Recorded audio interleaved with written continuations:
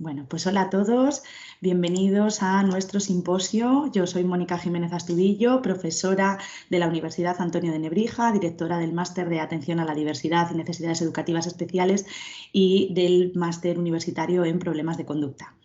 He tenido el placer de poder estar un año más aquí en la 15ª edición del CIEI, del Congreso Internacional de Educación e Innovación, y este año os traemos diferentes profesionales de diferentes universidades de España que iremos presentándoos ahora un simposio titulado Competencia docente y formación del profesorado en el sistema educativo.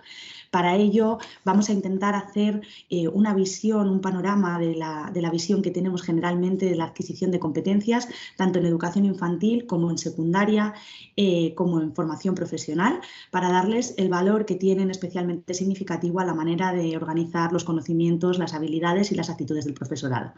Además, el quehacer profesional debe ser una tarea viva dentro de nuestro sistema educativo, especialmente después de la situación tan controvertida que hemos vivido después de la pandemia acontecida por COVID-19.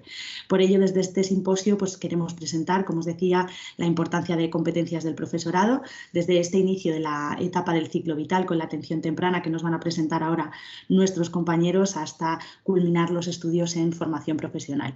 Como os decía, agradecer la participación a este simposio, a la organización, y pediros disculpas porque vamos a tener que grabar este simposio en 2 tramos, ya que este año la situación tan controvertida que estamos viviendo no nos ha dejado estar todos juntos, ¿verdad? En primer lugar, le voy a ceder la palabra al profesor Víctor del Toro Alonso. Es doctor en Ciencias de la Educación, profesional investigador de la Facultad de Educación de la Universidad Complutense de Madrid y profesional del equipo específico de atención temprana de Villanueva de la Cañada. Sus líneas de investigación principales se centran en el juego en niños con espectro autista y con otras patologías en la detección de necesidades educativas especiales. Así que, Víctor, cuando quieras, tienes la palabra para que en representación de tus compañeros nos puedas mostrar tu simposio. Muy bien, Mónica. Muy buenas tardes a todos. Muchas gracias por la invitación a este simposio. Bueno, pues nuestra área de trabajo, como bien has dicho, bueno, para empezar voy a compartir, ¿vale? Para que se vea. Lo vemos perfectamente. Y a partir de... ¿Se ve bien, no? Sí. Bien, muy bien. Pues bueno, pues como estaba comentando, nuestra área de trabajo es la intervención con niños con trastorno del espectro autista y preferentemente en el ámbito del juego, del modelo lúdico. Bien, aquí les traemos un trabajo realizado por María Prada Osorio, por José María Ruiz, por Mari Carmen Escribano y por mí, en relación con el juego en niños con trastorno del espectro autista. Bien, voy a ir narrando las distintas partes del trabajo de forma sintética y haciendo más o especial hincapié en los resultados del trabajo. Bien. Bueno, en primer lugar, como marco teórico del trabajo que hemos presentado, simplemente situar que estamos dentro o trabajando con las personas con trastorno del espectro del autismo, bien, que hay un cambio conceptual en los últimos años que nos lleva a hablar de un trastorno generalizado del desarrollo, en la actualidad a un trastorno del espectro autista, a cambiar una serie de criterios diagnósticos, comenzando por que en el DSM-4, ¿verdad?, pues se hablaba de unos trastornos relacionados con la socialización, con la comunicación y con la flexibilidad y la imaginación, ¿verdad?, con patrones restringidos de actividades e intereses. Y en la actualidad, pues bueno, pues ha variado un poquito, aunque siguen contemplándose estos aspectos fundamentales, ¿verdad? Perdón, ahora nos encontramos con 2 criterios diagnósticos, principalmente la de alteraciones en la socialización y en la comunicación, ¿verdad? Y en segundo lugar, los patrones repetitivos de actividades e intereses, ¿verdad? Conducta, intereses y actividades. Bien, esto para situar lo que es el trastorno del espectro autista de forma breve. Pero ya nos metemos en la concepción que nosotros tenemos del juego, ¿verdad? El juego para nosotros no es una herramienta diagnóstica, sino es una herramienta puramente didáctica. Entendemos que es un lenguaje que tiene el niño, que tienen todos los niños, también aquellos que presentan necesidades educativas especiales y también aquellos que presentan necesidades relacionadas con el trastorno del espectro del autismo. ¿Qué pretendemos en esta diapositiva? Pues ver y analizar, ¿verdad?, las conductas de juego del niño con trastorno del espectro autista, entendiendo que hay mucha diversidad, pero intentar entenderlas desde la observación y centrarnos en ese juego motor y sobre todo en ese juego funcional, simbólico y juego de reglas. Estos son los tipos de juego que vamos a ver, principalmente también añadiendo la imitación. Y por otra parte, queremos situarnos en los beneficios que tiene el juego en general para todos los niños y en particular también para aquellos que tienen trastorno del espectro del autismo. Podemos decir que el juego es muy beneficioso para potenciar el aprendizaje, ¿verdad? En general, podemos citar a Lillard, podemos citar a Bodrova, a Leong o a Fromberg, ¿bien?, que hablaban de ello, incluso han presentado estudios bastante importantes y actualizados sobre lo necesario que es el juego y lo importante y la relación que existe con el aprendizaje. Es cierto que necesitamos muchísima más sistematización y mucho más trabajo para intentar ver en qué aspectos del desarrollo impacta más el juego. Tenemos actualmente conciencia del impacto en el aspecto afectivo, social, emocional, también en el cognitivo, ¿verdad? Y bueno, pues, y también en el comunicativo, principalmente en habilidades como la autorregulación, el autocontrol, la flexibilidad, en el campo del aumento de la atención, ¿vale?, desde el punto de vista cognitivo. En otros aspectos más relacionados con la propia interacción, las mejoras en la interacción y en la comunicación, el aumento en intención comunicativa, etc. ¿Verdad? No vamos a centrarnos aquí mucho, sino simplemente hablar que el juego es bueno y es positivo para el niño, porque es un lenguaje que él domina y a través de esta herramienta podemos entenderles mejor y trabajar de forma natural y en el entorno, en su propio entorno, ¿verdad? Bien. Dentro de esta perspectiva, lo que queremos ver y acotamos nuestro trabajo es pues a profundizar, desde un objetivo general, profundizar sobre las características del desarrollo del juego en niños con trastorno del espectro autista. Entendemos que esto es un inicio, ¿verdad?, que bueno, pues tiene que acabar en profundizando sobre qué impacto tiene en cada una de las áreas del desarrollo de los niños con trastorno de espectro autista y cómo desarrollar un modelo de intervención lúdico, que para ello sí que hemos dedicado otro tipo de trabajos, de artículos, de capítulos de algún libro, para desarrollar más este punto. Pero en este caso nos quedamos en el ámbito del conocer cómo es este juego en el niño con trastorno de espectro autista. Por lo tanto, las hipótesis que nos planteamos son si los niños con esta dificultad, con estas necesidades, pueden o tienen facilidad o menos facilidad para desarrollar conductas de imitación, si tienen limitaciones para desarrollar el juego funcional y el juego simbólico, y si a continuación, en comparativa dentro de su propio grupo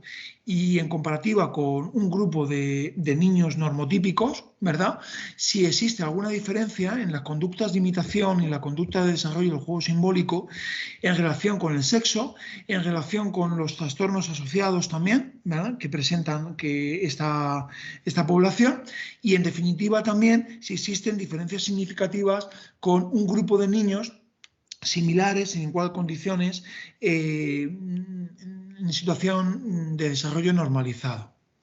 Una vez delimitado todo esto, nos vamos a centrar en el propio método, comenzando por el objetivo general que anteriormente os acabo de expresar, ¿verdad?, sobre el desarrollo del niño TEA, centrado en la imitación, en el juego funcional, juego simbólico, Y luego en las comparativas que hemos hecho en relación con este juego, con las distintas variables que vamos a contemplar. Es un estudio descriptivo correlacional, ¿bien? Y es un estudio ex post facto. En ningún caso es un estudio experimental que pretendemos conocer a través de una intervención lo que el niño avanza, sino simplemente hacer una foto, por decirlo así, de nuestra población. Nuestra muestra del estudio consta de 50 niños con trastorno espectro autista, aunque aquí no esté delimitado, están organizados en función 1-4, tenemos 4 niños por cada niña, ¿verdad? Y luego incluimos otra población de 50 niños con desarrollo normalizado utilizando el mismo porcentaje para establecer una adecuada comparativa. Bien. Luego, en relación con la técnica de recogida de datos, es importante hablar que hemos utilizado la técnica del cuestionario, hemos fiabilizado, utilizado dos cuestionarios que considerábamos interesantes, un trabajo realizado por mí mismo en el año 2016 sobre la sistematización en relación con la imitación, ¿verdad? ¿Qué capacidades imitativas tiene el niño con trastorno del espectro autista? Relación con varios niveles de propuestas o conductas de imitación que parten de su propio repertorio, incluso conductas de imitación social o conductas de secuencias de juego simbólico. Y además le hemos añadido el cuestionario de Juan Carlos Gómez, ¿verdad? De López y López. Este cuestionario lo hemos utilizado porque es muy específico, ¿verdad? Y delimita muy bien cada uno de los puntos de los distintos juegos que vamos a ver. No tanto de limitación, que por eso hemos incluido el primero de los cuestionarios, sino más del desarrollo simbólico y del desarrollo funcional que queremos observar en esta población de niños, ¿verdad? Muy bien, pues una vez trabajado, recogido los datos, pues hemos utilizado utilizando el SPSS, el 21 hemos establecido un trabajo descriptivo correlacional con las distintas variables que anteriormente hemos expresado, ¿verdad? Y los resultados que nos dan, pues se expresan de esta forma, ¿bien? Hemos llegado a la conclusión de que los niños con trastorno espectro autista presentan mayores dificultades para imitar, sobre todo acciones complejas, acciones funcionales, acciones simbólicas, y en cambio no tienen tantas dificultades con acciones presentes de su propio repertorio, incluso acciones simples del día a día, ¿verdad? Esto nos dice que el niño, posiblemente con TEA, no presenta tal dificultad en la imitación, sino que es una dificultad más madurativa, en el que el niño, a medida que va avanzando en su desarrollo, va adquiriendo cada vez conductas imitativas más complejas. En un principio, en esta edad, entre 0 y 6 años, nos encontramos que la mayoría presenta dificultades a partir de las acciones complejas y acciones funcionales, lo que implica un nivel de abstracción, un nivel de manejo del símbolo, etcétera, importante, ¿verdad? Otro de los aspectos que también hemos trabajado es la dificultad para desarrollar el juego funcional. Y aquí también observamos dificultades a la hora de desarrollar juegos funcionales con objetos reales, con miniaturas, en la mayoría de la muestra, como pueden observar, en funciones con objetos, en esa función de mostrar, no tanto de buscar función, sino de mostrar al resto, ¿verdad? La función de un objeto. En dificultades también, y cada vez más importantes a medida que nos vamos acercando a un desarrollo madurativo más importante, más del final del periodo sensoriomotor, que es donde se sitúa el juego funcional, ¿verdad? El culmen del juego sensoriomotor. Y con niños con trastorno espectro autista nos encontramos pues dificultades mucho más acusadas para desarrollar el juego funcional utilizando instrucciones externas, en la introducción y aceptación de variaciones en el juego, lo que tiene también mucho que ver con su dificultad para aceptar los cambios, etcétera. Y luego también la participación de otras personas en el juego, dentro de acciones totalmente funcionales. Y luego, otro de los aspectos que hemos visto en relación con el juego simbólico es que la mayoría de los niños, es decir, el 91% de los niños, no realizan tareas de hacer como sí. Se quedan en aspectos previos. Claro, el hacer como sí es dentro del desarrollo del símbolo, ¿verdad? Está en nivel 3, por decirlo así. Comenzamos por una imitación, luego incluyendo una serie de esquemas, pero que son como de corta pega, ¿verdad? Utilizados cada vez de forma más contextualizada, y aquí es donde los niños con trastorno de espectro autista se quedan prácticamente todos, como podemos ver. El 91% de los niños y niñas, ¿vale? En este caso, porque también hemos visto o hemos incluido los dos sexos, ¿vale? Tienen dificultades para desarrollar tareas de hacer como sí. Lo que podemos considerar el primer acceso al juego de ficción, en ese nivel 3, ¿verdad? Que es cuando el niño es capaz de desarrollar juego simbólico, de jugar con un objeto que no es como si fuera otro objeto, ¿verdad? O jugar con una acción que no está presente, pero que él se la imagina, ¿verdad?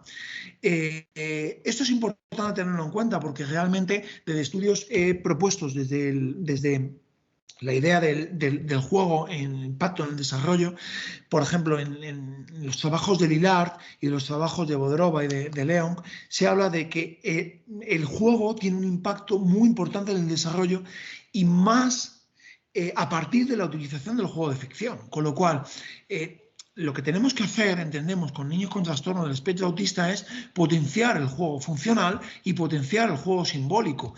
Y lo anterior en relación con las habilidades imitativas, para que el niño tenga posibilidad, aunque sea de forma rígida, de acceder a por decirlo así, estadios previos del desarrollo simbólico, como es la imitación de secuencias de juego simbólico o como la utilización de esquemas, ¿verdad?, simples dentro del juego simbólico. Estas acciones le van a ayudar a potenciar su desarrollo en momentos de ocio, en momentos de incluso de trabajo dentro de la escuela infantil, etcétera, dentro del entorno donde está, en el ámbito familiar.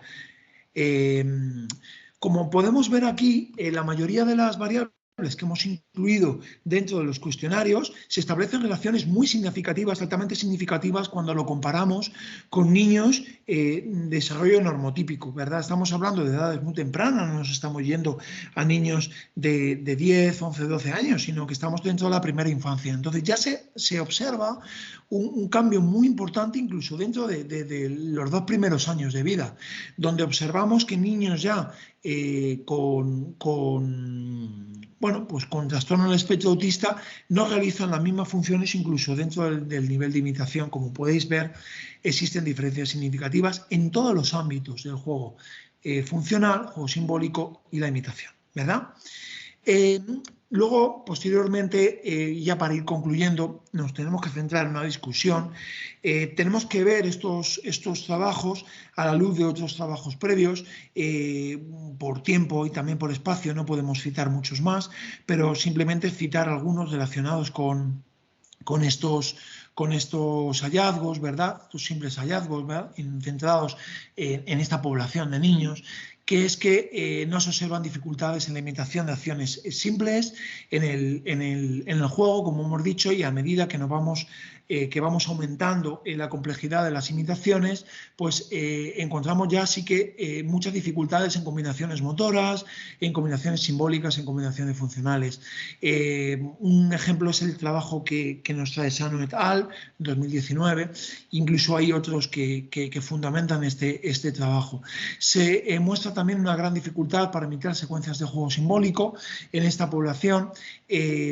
Trabajos propios del 2015, 2012, pero también tenemos trabajos por ejemplo, el equipo de Deletrea, que sitúan muy bien estas características de juego imitativo, ¿verdad?, que puede tener el niño, y que deberíamos trabajar utilizando entrenamientos en imitación contra imitación, el Reciprocal Imitation Training y trabajos de ese estilo que potencian habilidades previas antes de comenzar un trabajo más específico. Y luego, en relación con pues el juego simbólico, vemos que existe un claro déficit. Esto ha sido detallado desde los años 90 hasta la actualidad. En estos niños, lo que nosotros de alguna forma aportamos es que a medida que el desarrollo simbólico se va centrándose más en lo ficticio, ¿verdad? Ahí los niños tienen infinitas dificultades muy complicadas. Recordad que el 91% de nuestra población no accedía a acciones de hacer como sí, ¿verdad? Ya no digamos acciones complejas o acciones simbólicas llevadas a un contexto o un entorno normalizado. Esto de alguna forma se puede ver también en los estudios de Tienberg et al. No existen diferencias significativas entre niños y niñas en relación con la comparativa en relación al sexo, ¿vale? Vemos que tienen las mismas dificultades en conductas de imitación y en conductas funcionales y de juego de ficción. Quizás habría que hacer trabajos mucho más específicos para delimitar qué tipo de diferencias hay, como por ejemplo nos marcan trabajos como el de Baron Cohen, para ver si verdaderamente las niñas presentan mayor afectación o si las niñas presentan mayor capacidad de socialización en algunos aspectos o menos dificultad para desarrollar el juego simbólico. Pero nosotros en los trabajos, en este trabajo y en otros trabajos previos, no hemos encontrado este tipo de relaciones.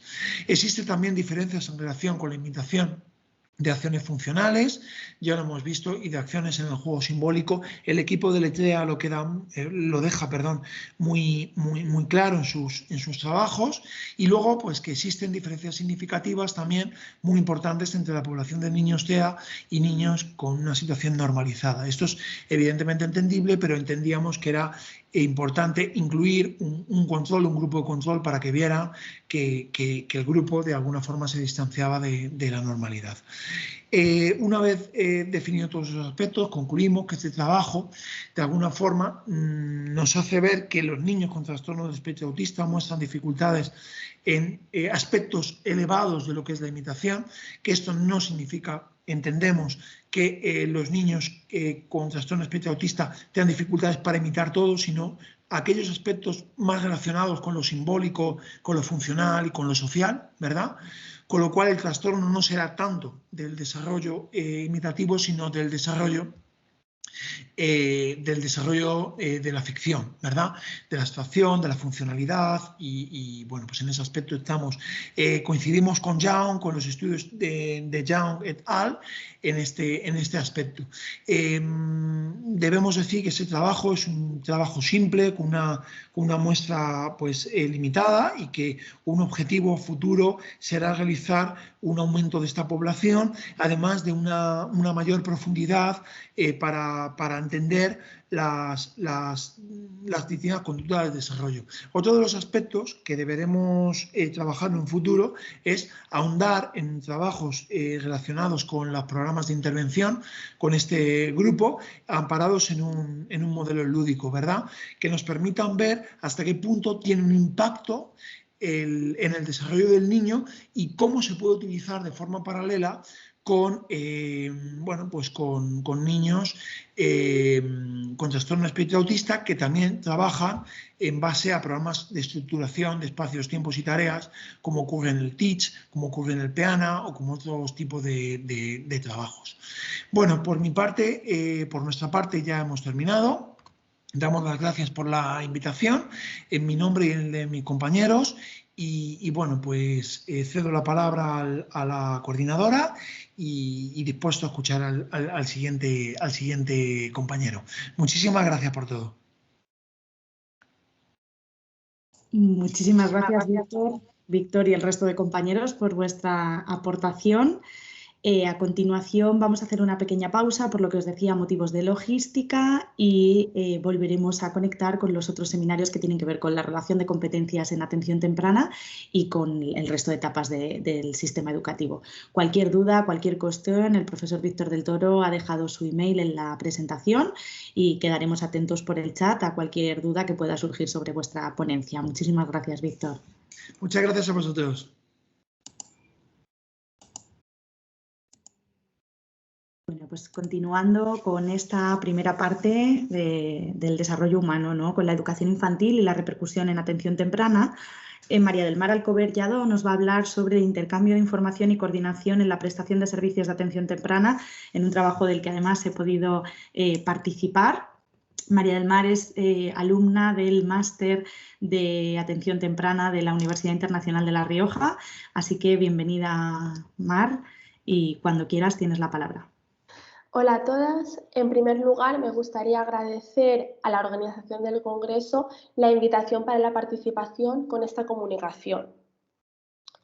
En primer lugar, cabe señalar que las prácticas centradas en la familia se han establecido como el modelo estándar en la práctica de la atención temprana por sus numerosos beneficios. Pero antes de adentrarnos en esto, se hace necesario explicar los diferentes centros de atención temprana que se pueden encontrar en las Islas Baleares. Para empezar, se encuentran los centros de desarrollo infantil y atención temprana, cuya función principal es favorecer la coordinación entre los servicios educativos y sanitarios para poder tener una visión global de las necesidades de los niños y niñas. Paralelamente, encontramos las unidades de diagnóstico infantil y atención temprana que coordinan la intervención, la planificación, evaluación y el seguimiento. Y por último, encontramos los servicios de desarrollo infantil y atención temprana y el servicio de valoración y atención temprana, que ofrecen servicios a las dos unidades anteriormente citadas. Debido a que las prácticas centradas en la familia se han establecido como modelo estándar en las prácticas de la atención temprana, se puede decir que los beneficios son innumerables. Uno de los principales objetivos de esta relación es que se permitirá enriquecer los objetivos propuestos por la familia y los servicios de atención temprana, pues se ampliarán las zonas de trabajo. Además, esta relación de colaboración permitirá que los niños adquieran las competencias y habilidades necesarias para poder desarrollarse, siempre teniendo en cuenta su ritmo individual. El principal objetivo de este estudio es poder llegar a conocer la percepción que tienen los profesionales de la educación y de la atención temprana sobre los procesos de coordinación y colaboración que hay entre ambos. Así que, para obtener mejores resultados, este objetivo se ha desdoblado en dos. Por una parte, se quiere profundizar en la dinámica del funcionamiento que existe y por la otra, se pretende conocer si dichos intercambios se consideran útiles y eficientes para los profesionales de ambos servicios. El tipo de estudio que se ha llevado a cabo ha sido un diseño explicativo secuencial de método mixto, con una fase cuantitativa y otra cualitativa. Para la primera fase se ha decidido utilizar el cuestionario de García Sánchez y Sánchez López, realizado en el 2012, con el fin de poder analizar la coordinación y relación entre los centros de atención temprana y los centros educativos. Dicho cuestionario consta de 21 ítems agrupados en 3 bloques. Un primer bloque destinado a conocer la dinámica del funcionamiento de la coordinación entre los servicios de atención temprana y los educativos. Otro sobre el nivel de efectividad del intercambio de información entre ambos servicios. Y por último, para conocer el nivel de utilidad de la información y la coordinación. Para la segunda fase del estudio se ha realizado una entrevista semiestructurada con el fin de conocer la percepción que tienen los profesionales de la atención temprana sobre esta coordinación. En la primera fase del estudio han participado un total de 89 profesionales de la educación y para la segunda fase 3 centros de atención temprana, 2 equipos de orientación educativa y psicopedagógica que van entre los 3 y los 12 años y un equipo de atención temprana que van de los 0 a los 3 años. En cuanto a los resultados, se han dividido en 2 apartados. Este primero relacionado con la dinámica de funcionamiento en atención temprana y otro relacionado con el intercambio de información. Teniendo en cuenta el primer apartado, los maestros consideran mayoritariamente que la coordinación entre ambos servicios es necesaria y además es totalmente necesario que se realice una observación del niño en el aula por parte de los profesionales de la atención temprana, con una reunión conjunta con la familia y los diferentes profesionales, maestros y servicios de atención temprana. Un aspecto que considerar es que la primera visita no se realice siempre en el momento adecuado y los profesionales de la educación cambiarían la frecuencia de las visitas, ya que consideran que no suelen ser adecuadas. Para terminar, los maestros consideran que los profesionales de la atención temprana no suelen tener la información necesaria para realizar correctamente su trabajo. En cambio, para los profesionales de la atención temprana, consideran que existen limitaciones temporales y barreras administrativas, lo que dificulta el trabajo en el centro. Además, un aspecto que señalan estos profesionales es que se relacionan más con los equipos de atención temprana o los equipos de orientación educativa y psicopedagógica que con los propios tutores del aula. Y además, estos orientadores en los centros van rotando y eso dificulta que haya una correcta coordinación y un correcto seguimiento de los casos. Teniendo ahora en cuenta el intercambio de información, los maestros consideran que el intercambio en ocasiones es adecuado y consideran que habitualmente tienen la información suficiente sobre el niño. Un punto que destacar es que los maestros no suelen pedir nunca cuestiones a observar a los profesionales de la atención temprana y cuando los profesionales de la atención temprana solicitan información, los maestros opinan que en ocasiones no suele ser adecuada. En cuanto a la calidad de la información que se recibe por parte de los servicios de la atención temprana, los maestros consideran que la información no suele ser novedosa o diferente de la que recibe de otros profesionales y además prácticamente la mitad de los maestros no suelen aplicar las orientaciones que aportan los profesionales de la atención temprana, pues consideran que no es de utilidad. Referente a la opinión de los profesionales de atención temprana, estos consideran que para que haya una mejora en el intercambio de la información se debe poder tener un acceso más directo con el tutor, ya que es el que tiene toda la información referente al niño. Además, como se ha comentado anteriormente, los orientadores son los que se relacionan más con los tutores, pues hacen de intermediarios y los profesionales de atención temprana opinan que los orientadores tienen una gran cantidad de alumnos y eso dificulta que a veces se haga un correcto seguimiento del caso, ya que además van rotando.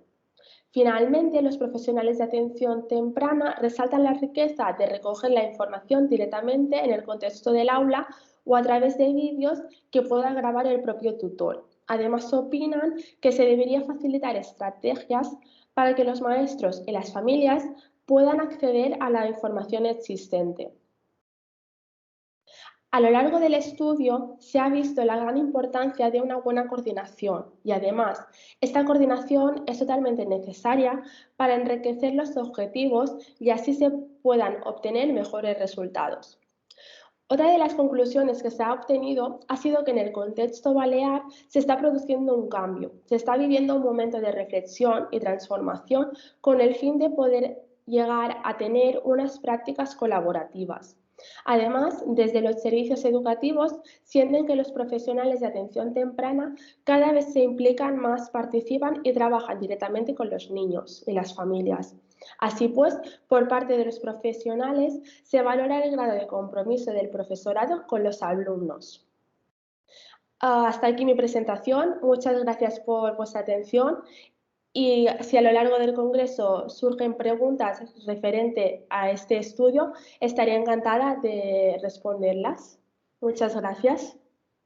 Muchísimas gracias, María del Mar, por tu aportación.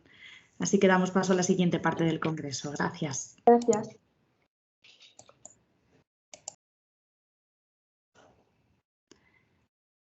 Bueno, pues continuamos esta segunda parte de la sesión. Ahora tiene la palabra a continuación la profesora Mónica Gutiérrez Ortega, directora del Máster de Intervención Temprana de la Universidad Internacional de La Rioja, que junto con Jessica Zaragoza, Laura Fuentes y Roberto Hernández nos van a presentar un trabajo de la mirada del profesorado ante la atención temprana en España, un estudio de corte cualitativo. Así que, Mónica, cuando quieras, tienes la palabra. Muchas gracias, doctora. Pues hola a todos, yo soy Mónica Gutiérrez, como me han presentado, profesora de la UNIR, y en primer lugar me gustaría agradecer a la organización del Congreso pues, la posibilidad de compartir esta investigación con todos ustedes. Los primeros años de la infancia son un momento crítico para el desarrollo del menor, y más aún cuando hablamos de menores con discapacidad, con riesgo de padecerla o en exclusión social. La evidencia científica actual defiende la necesidad de construir entornos competentes que promuevan aprendizajes contextualizados y significativos, donde el niño pueda desarrollarse en las mejores condiciones para potenciar así las habilidades que ya realiza y para construir otras nuevas. Por ello, los entornos naturales adquieren gran importancia debido a que ofrecen la posibilidad de generar oportunidades de aprendizaje incidental que permitan la adquisición y práctica de habilidades. En este escenario, el centro educativo se va a configurar como un entorno natural, donde el niño interactúa de forma directa con adultos significativos para él y le propicia grandes oportunidades de participación y de relación con sus iguales. Para que un centro educativo sea un entorno positivo para el desarrollo del menor con necesidades educativas especiales, es clave una adecuada coordinación entre los servicios de atención temprana y los servicios educativos. Como propone la DEC, la finalidad ha de ser trabajar al unísono y de forma coordinada para llegar a atender y solventar todas aquellas preocupaciones que surgen al profesorado en el día a día. Esta coordinación es necesaria, ya que hay una gran variabilidad en los conocimientos, habilidades y competencias de los profesionales de educación infantil para fomentar entornos inclusivos y de calidad. El presente estudio pretende descubrir cómo percibe el profesorado de educación infantil a los servicios de atención temprana en España, sus métodos o sus enfoques de trabajo y sobre los procesos de coordinación entre ambos servicios. Se ha realizado un estudio cualitativo basado en la teoría fundamental. La generación de datos se inició con preguntas abiertas, de modo que los códigos, los temas y la teoría puedan identificarse de forma inductiva. Los códigos y los temas, según han ido emergiendo, se han ido relacionando con los hallazgos anteriores para poder identificar similitudes y las diferencias y los patrones que subyacen a estos datos. Para la realización de este estudio se ha contado con 15 profesores con perfiles diversos, con una edad comprendida entre los 25 y los 30 años, realizando su acción docente en centros públicos y privados de dos comunidades autónomas de España, Comunidad de Madrid y Comunidad Valenciana. Los datos se recogieron mediante entrevistas semiestructuradas. Se creó una guía temática con preguntas abiertas que se perfeccionó entre las entrevistas para así obtener más información sobre los temas más importantes que habían surgido.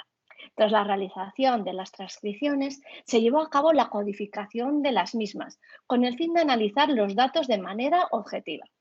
Se utilizó el software de análisis cualitativo MassQDA versión 12. Durante el análisis, los códigos se fueron agrupando en temas. Cuando no se generaron nuevos códigos, se asumió que se había alcanzado un grado suficiente de saturación de los datos. De los datos analizados emergieron dos temas principales. El primero, la conceptualización de la atención temprana, y el segundo, la interacción con atención temprana. Y asimismo, dentro de ellos se identificaron 16 códigos. En relación con el primer tema, voy a explicarlo de forma muy breve por el tiempo que tenemos. Se indicó que los participantes defendían la atención temprana desde diversas perspectivas, atendiendo principalmente el desarrollo motor, el lingüístico y el emocional, siempre centrándose en los retos y limitaciones que presenta el menor y no en sus potencialidades y posibilidades de trabajo, destacando de este modo una perspectiva clínica alejada de los presupuestos centrados en la familia y en los contextos naturales que propone la DEC. Se consideran que las funciones de los profesionales de atención temprana recaen principalmente en el diagnóstico de las dificultades y en su mayoría entienden que la atención temprana es una solución ante un déficit o un problema. Como se puede ver, la secuencia de pensamiento que nos van aportando va siempre en la misma línea. Del mismo modo, en la mayoría del profesorado se vio que desconocían qué es una atención centrada en los entornos naturales, aspecto curioso porque ellos están trabajando en uno de ellos. Para finalizar, algunos participantes remarcan la falta de información y conocimiento por parte de la sociedad respecto a la atención temprana, alegando que desafortunadamente es un campo desconocido. Sobre el segundo tema, la interacción con la atención temprana, vimos que la interacción del profesorado con los servicios de atención temprana estaba siendo escasa. 6 de los participantes, recordemos que eran 15, negaron haber tenido contacto con dichos servicios en toda su trayectoria profesional y 2 indicaban que habían tenido escaso contacto. Aspecto también muy llamativo. El resto de los participantes afirman haber tenido un contacto más directo y prolongado en el tiempo y en diversas ocasiones se menciona que el alumno con necesidades educativas especiales ya venía diagnosticado antes de su escolaridad. Es de destacar que algunos participantes confunden el contacto con atención temprana con la relación con los equipos de profesionales de centro, por ejemplo, los especialistas de pedagogía terapéutica o atención y lenguaje o incluso la orientadora del centro. Cuando el contacto se produce verdaderamente con un servicio de atención temprana, especifican que esa coordinación e intercambio de información se hace por medio del equipo de orientación del centro, no directamente con ellos. Al preguntarle sobre la importancia de la interacción y de la coordinación entre la escuela y los servicios de atención temprana, las respuestas fueron unánimes. Es fundamental. Revelan que esta interacción y coordinación posibilitará que tanto el profesorado como el profesional de atención temprana conozca los aspectos trabajados con el menor, disponiendo de toda la información necesaria para ayudar a su desarrollo positivo y siguiendo siempre una misma línea metodológica. Cuando se les pregunta a los entrevistados por qué creen que no existe esa interacción o por qué es insuficiente, manifiestan la falta de tiempo o de recursos como los problemas económicos de la familia o el cambio de profesorado por sustituciones o interinidades como los principales problemas con los que se encuentran. A modo de resumen, se presenta a continuación una nube de palabras extraídas de las entrevistas realizadas y en ellas se puede ver la frecuencia de las palabras expresadas por los entrevistados y que resumen lo expuesto en los resultados. Para finalizar, nos gustaría destacar que aunque en los últimos años en España se ha podido ver una evolución creciente de la investigación de la atención temprana desde la implementación de las prácticas recomendadas, lo cual ha conllevado que muchos servicios de atención temprana consideren los entornos naturales de los niños como contextos clave.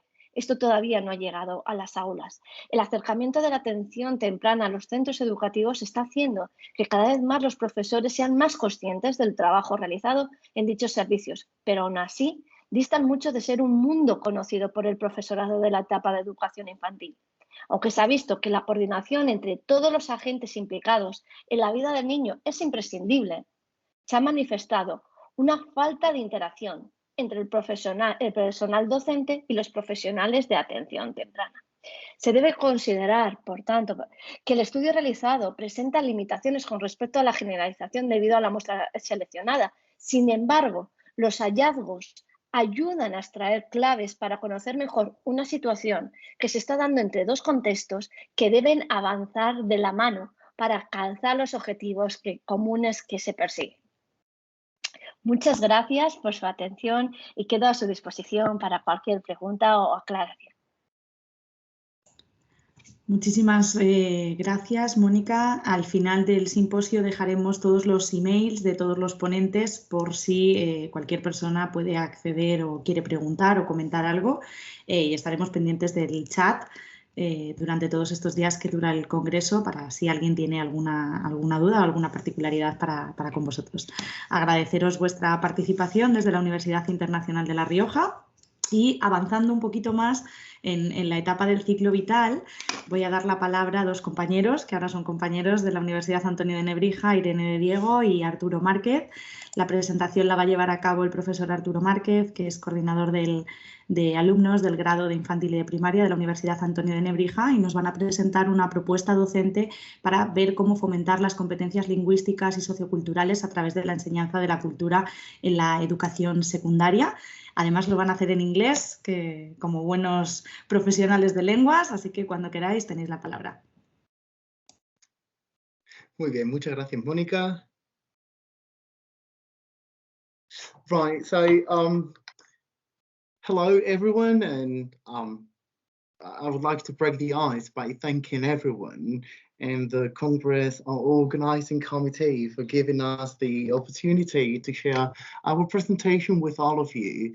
And I would also like to say that I'm thanking everyone also on behalf of Professor Irene Diego Rodriguez, with whom I've worked on this presentation that we are going to be sharing with all of you today.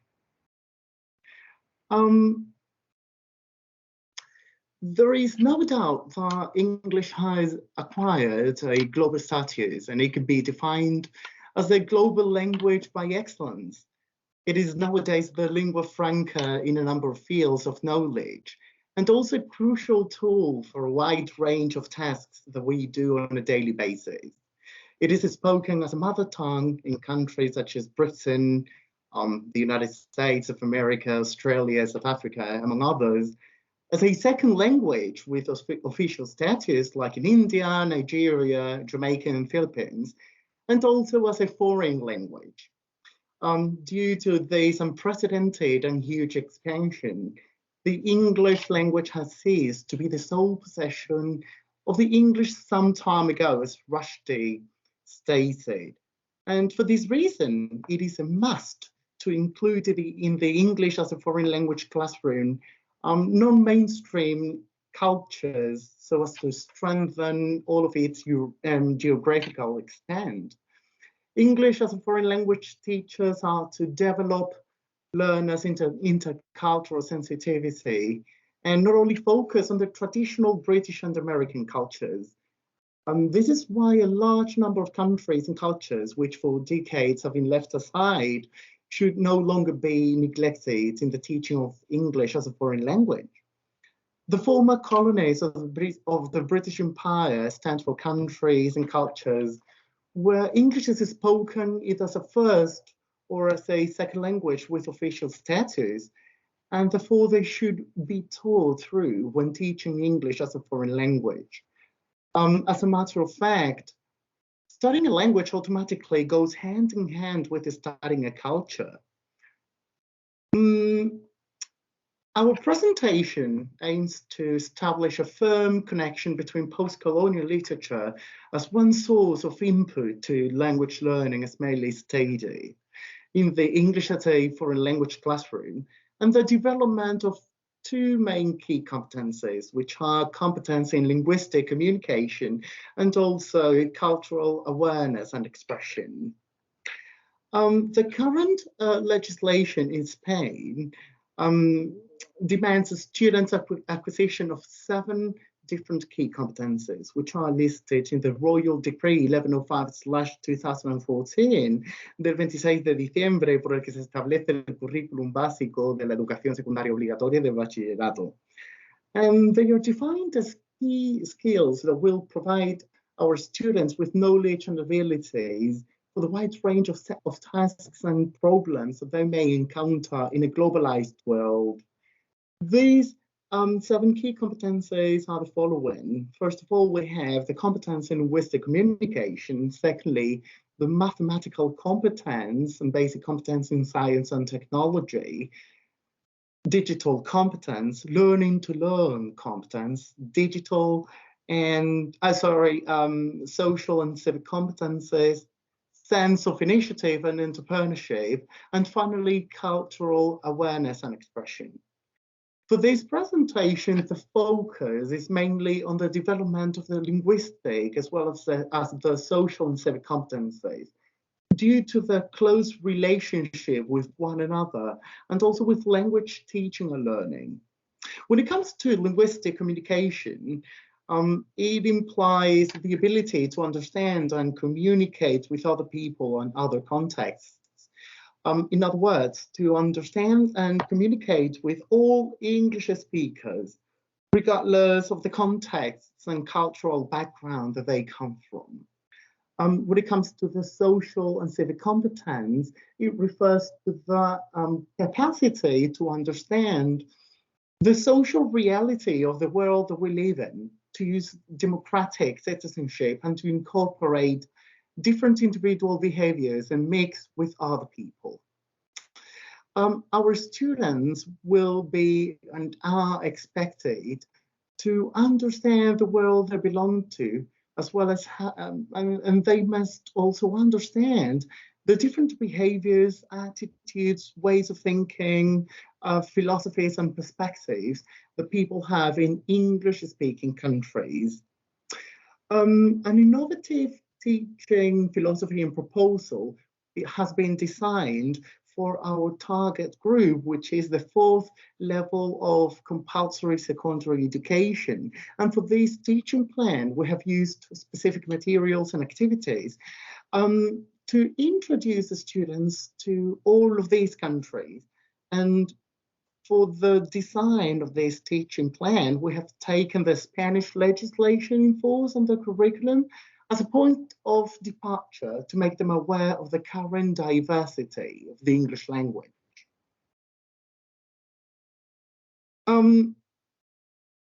India was considered the jewel of the crown for the British Empire due to its resources and to its privileged location. And this explains why we've opted for this unit of work based on this country, in order to illustrate our teaching proposal and show the resources that we plan to offer our students.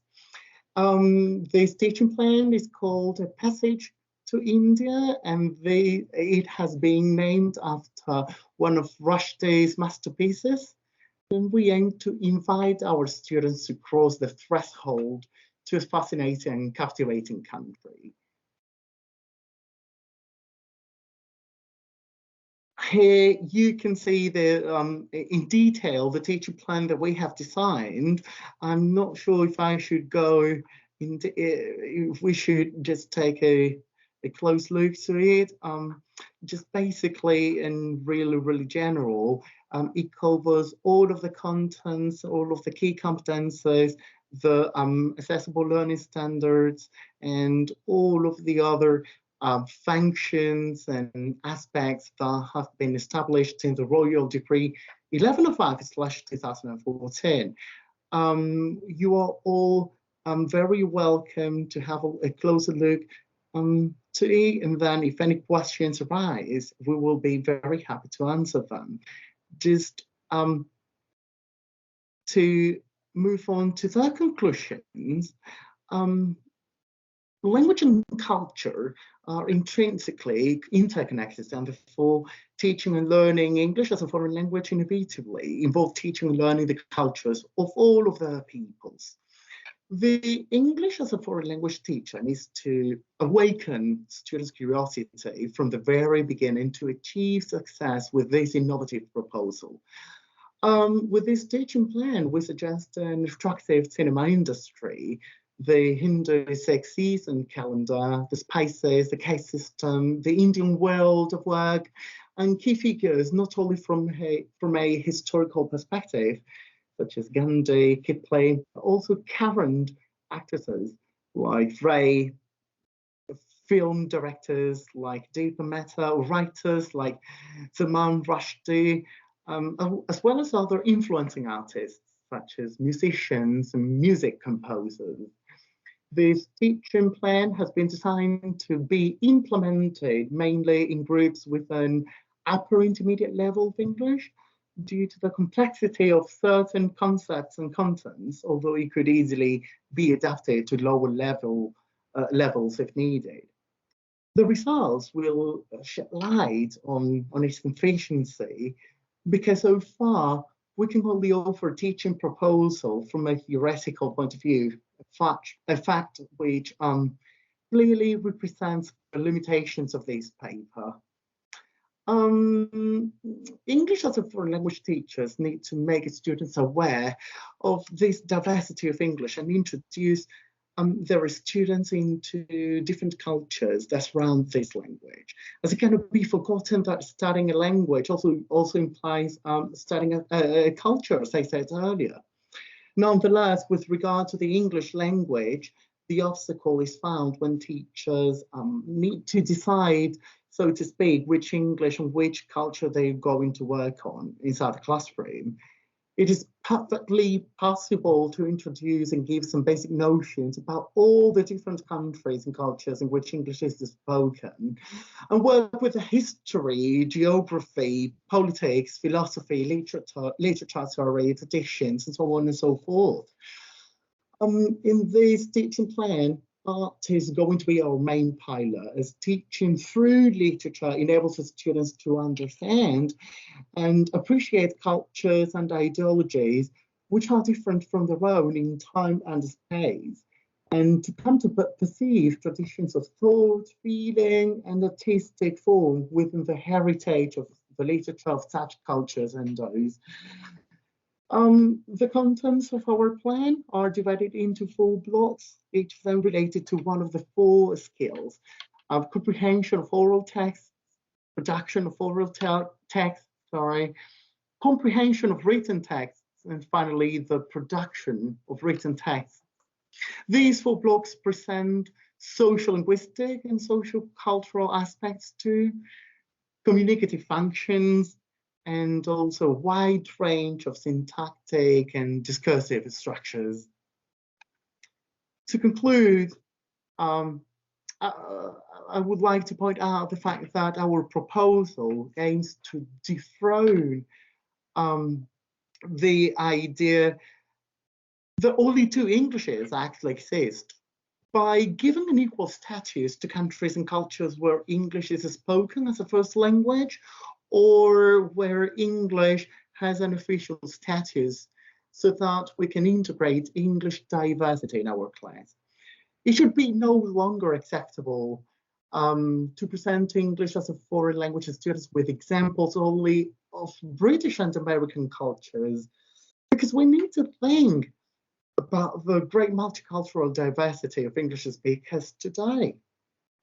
In conclusion, the existence of different Englishes will continue questioning the traditional models of teaching English as a foreign language. That is pretty much it. Let me just share our email addresses, just in case anyone is interested in finding out more. And please, if anyone has any questions, both Irene, Diego, and me will be very happy to answer them. Thank you very much. Muchas gracias. Muchísimas gracias, Arturo, y muchas gracias también por el esfuerzo de haber hecho la ponencia en el Congreso a nivel internacional, o sea que agradeceros el esfuerzo a los dos, tanto a Irene como a ti. Bueno, y en último lugar le voy a ceder la palabra a la profesora Olaya Queiruga. Ella es doctora en Ciencias de la Educación y profesora de la Universidad Internacional de La Rioja, que junto con Raquel Mariño, Eva María Barreira y la profesora Carmen Sarceda van a presentarnos la comunicación, las competencias del profesorado técnico de formación profesional en Galicia, culminando con esta fase del sistema educativo. Así que cuando quieras, Olaya, tienes la palabra. Muchas gracias, Mónica.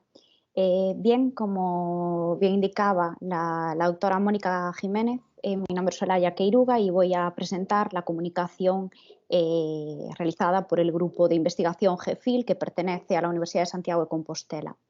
Al igual que los compañeros, queremos sumarnos al agradecimiento al comité organizador por habernos permitido participar en esta edición un año más del Congreso de Educación e Innovación. Vamos a compartir la presentación.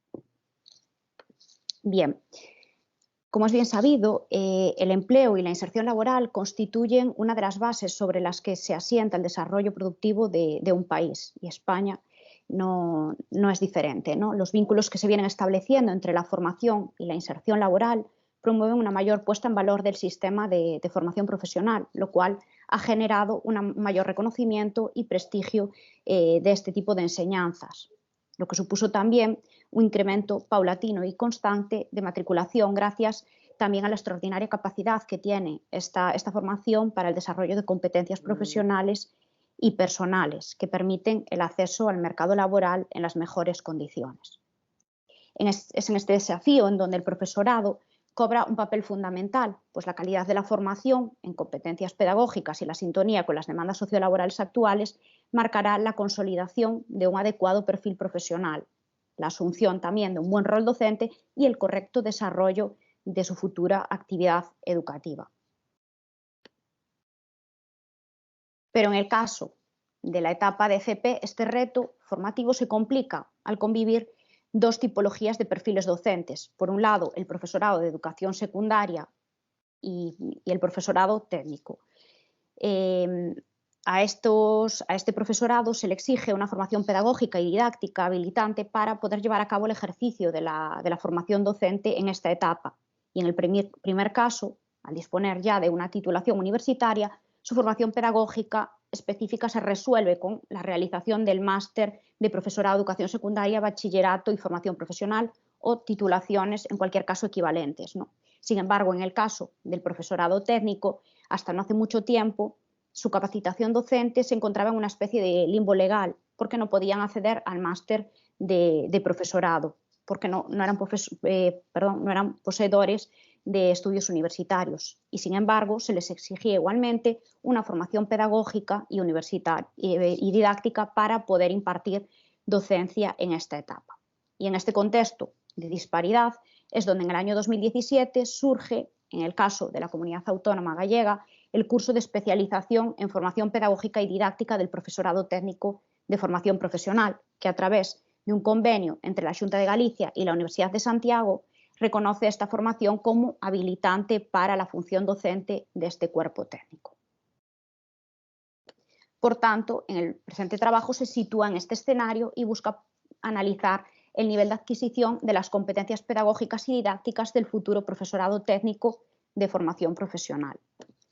Como vemos, la metodología seguida en este estudio presenta un enfoque cuantitativo, donde se diseña un cuestionario para la recogida de información que es elaborado ad hoc para este estudio y se somete a validación, ¿no? La fiabilidad de este instrumento se sitúa en torno a 0,944, un valor que nos indica que dispone de una buena consistencia interna, y los datos son analizados a través del paquete de estadística descriptiva SPSS para Windows versión 22. El cuestionario está configurado por 5 dimensiones.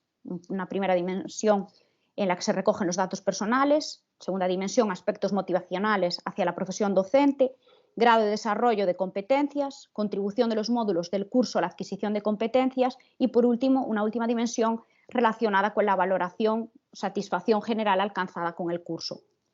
Los ítems que componen el instrumento son de diferente tipología. Tenemos ítems que son dicotómicos, de respuesta múltiple, también escalas tipo Likert de 5 opciones de respuesta y también alguna pregunta abierta. En cuanto a los participantes, como vemos, participan en este estudio un total de 55 alumnos. Esto es un 78% del total de personas matriculadas inicialmente en el curso. El muestreo ha sido incidental, ya que se ha escogido uno de los últimos talleres presenciales del curso para aplicar el cuestionario, que se elabora en el marco de este trabajo, de esta investigación, y para ello por tanto han cumplimentado el cuestionario todo el alumnado que en ese momento se encontraba realizando dicho taller. Del alumnado encuestado, la mayoría son hombres, concretamente el 65,5%, y el 67,3% tiene más de 35 años, siendo destacable que el alumnado más joven, entre 20 y 25 años, está compuesto únicamente por hombres y representa el 12,7% de la muestra. En cuanto a la familia profesional de procedencia, existe un claro predominio de alumnado que proviene de las familias profesionales de hostelería y turismo, un 27,3%, imagen personal, 25%, donde cabe destacar que en ambas familias profesionales todo el alumnado son mujeres, en el caso del alumnado participante, y luego también de la familia profesional de transporte y mantenimiento de vehículos, que representa un 20%. Las familias de fabricación mecánica, madera, mueble y corcho, textil, confección y piel y artes y artesanías tienen una menor presencia, y en todas ellas cabe mencionar que la totalidad de la muestra de alumnado está compuesta por hombres.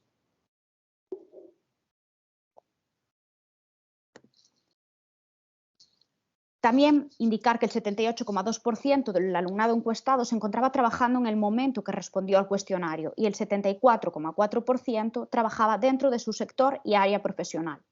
También es importante destacar que solamente el 34,6% dice tener experiencia como docentes. De entre las personas que dicen haber ejercido la docencia, un 16,4% lo conforman aquellos alumnos que han sido docentes en academias privadas, seguidos por los que han ejercido docencia dentro del subsistema de formación profesional para el empleo, que sería un 10,9%. Y por último, los que han participado de alguna u otra manera en la formación profesional inicial. En cuanto a los resultados, como vemos, la mayoría del alumnado participante en el curso considera que tiene un buen grado de desarrollo de las competencias docentes necesarias para un adecuado desempeño de su rol como profesorado técnico de formación profesional. Las competencias que el conjunto de la muestra considera como más desarrolladas son aquellas que están relacionadas con el conocimiento del alumnado y la mejora de la convivencia en el aula, como es el caso de las variables DC1, DC7, DC11, DC17, que vemos en la siguiente diapositiva, DC26 y DC29. Le siguen las vinculadas con el conocimiento del sistema de formación profesional, identificación de necesidades y demandas del mercado laboral, como es el caso de la variable DC14 y DC28. Y finalizan con las que contribuyen a la mejora de la práctica docente e innovación educativa, como es el caso de las variables DC18 y DC27. A la par, también resulta curioso que las competencias que se consideran menos desarrolladas sean aquellas que tienen que ver con las competencias didácticas básicas afines a la impartición de la formación, ¿no? Como es el caso de las variables DC15, DC16 y DC25.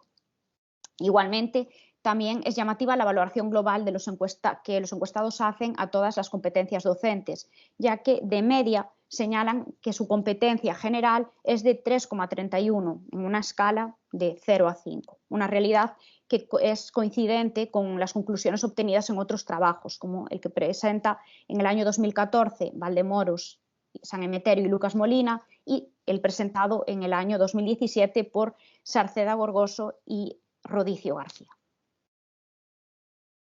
También se les consultó a la muestra participante acerca del nivel de contribución que cada uno de los módulos del curso ha supuesto de cara al desarrollo de las competencias docentes, ¿no? Y las puntuaciones otorgadas por la muestra participante nos proporcionan información esencial para identificar el módulo o los módulos que desde la perspectiva de los encuestados contribuyen en mayor medida al desarrollo de las competencias docentes.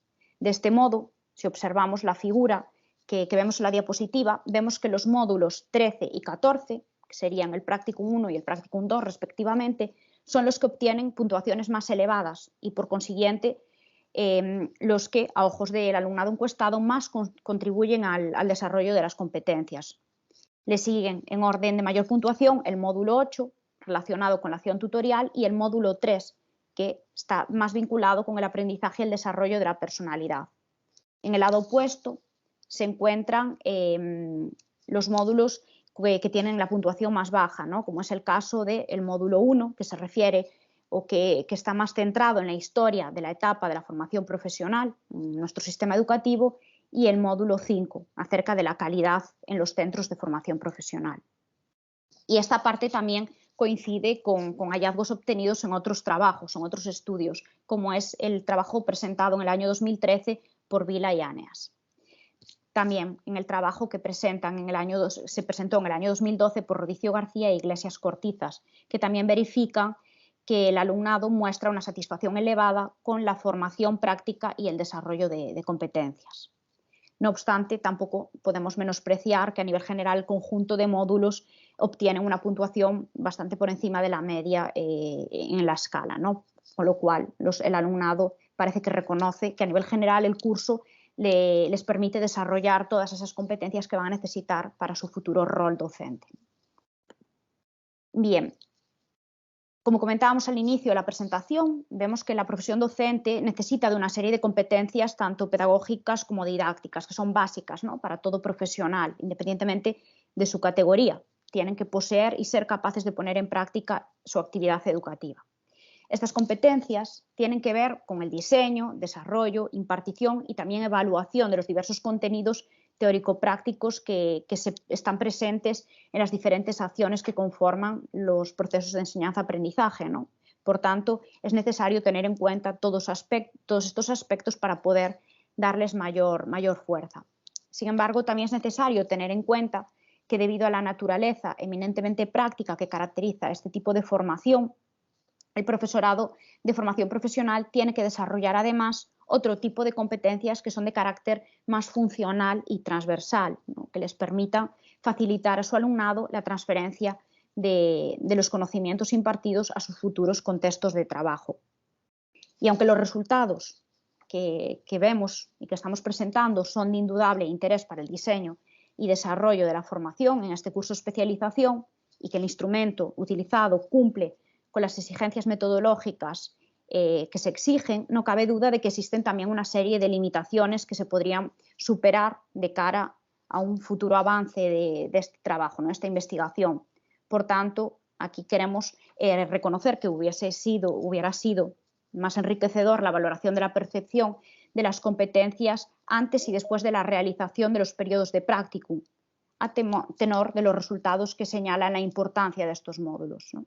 Igualmente, también sería interesante realizar estudios comparativos con las ediciones posteriores del curso de especialización alrededor de estas variables analizadas, así como también la realización de una triangulación de los datos y estudios de carácter interuniversitario con otras universidades que impartan estas mismas acciones formativas, ¿no? También otro aspecto de interés sería identificar factores facilitadores para la transferencia de sus conocimientos y también experiencias profesionales previas a los contextos formativos y profesionalizantes en los que van a ejercer como futuros docentes de formación profesional. E igualmente, también sería adecuada la introducción de la perspectiva cualitativa a través de la utilización de entrevistas y grupos de discusión, tanto con alumnado como también con profesorado técnico en activo, ya que esto nos permitiría también enriquecer este tipo de análisis al poder debatir también sobre cómo se podrían afrontar problemáticas de actualidad o sobre también las fortalezas a visibilizar del actual sistema de formación profesional. Y hasta aquí nuestra presentación. Quedamos también pendientes de aquellas dudas que pueden ir surgiendo a lo largo del Congreso y también cualquier sugerencia, opinión o valoración que se quiera hacer. Muchas gracias por la atención y nada más. Muchísimas gracias, Olaya, por vuestra participación y el resto de compañeras, Raquel, Eva, Carmen. Bueno, pues por finalizar esta parte del Congreso, simplemente agradeceros a todos vuestros trabajos, de manera resumida, por hacer un trasvase por todas las ponencias. El profesor Víctor del Toro nos ha hablado del juego en niños con trastorno del espectro autista, donde nos ha dejado latente la importancia del juego funcional con objetos imprescindibles para el juego simbólico en niños con estas patologías. Después la profesora Mónica Gutiérrez Ortega nos ha hablado de la mirada del profesorado ante la atención temprana en España con un estudio de corte cualitativo, dejándonos también en evidencia la importancia que tiene la coordinación dentro del sistema de atención temprana y cómo los profesionales tenemos que trabajar de una manera interconectada en esta disciplina. María del Mar Alcover nos ha hablado del intercambio de información y coordinación en la prestación de servicios de atención temprana, también en esa misma línea de la primera parte del ciclo vital, con el fin de potenciar el desarrollo de los menores en los entornos más significativos, en los entornos naturales más íntimos para el niño. Los profesores Irene de Diego y Arturo Márquez nos han hablado de la propuesta docente en el aula, de cómo fomentar las competencias lingüísticas y socioculturales a través de la enseñanza de la cultura de la educación secundaria, hablando de, bueno, pues cuestionando esos modelos tradicionales de la enseñanza del inglés como lengua extranjera. Y en último lugar, las profesoras de la Universidad de Santiago y de la Universidad Internacional de La Rioja, Olaya Santa María, nos ha hablado de las competencias del profesorado técnico de formación profesional en Galicia, dejando y facilitando al alumnado la transferencia de conocimientos impartidos en el trabajo. Así que sin más, agradeceros vuestra participación a todos. Os esperamos al año que viene, seguramente, en cualquier otra parte de España, y quedamos todos a vuestra disposición por el chat del Congreso para resolver cualquier duda, cuestión, y con esto damos por finalizado nuestro simposio. Muchísimas gracias.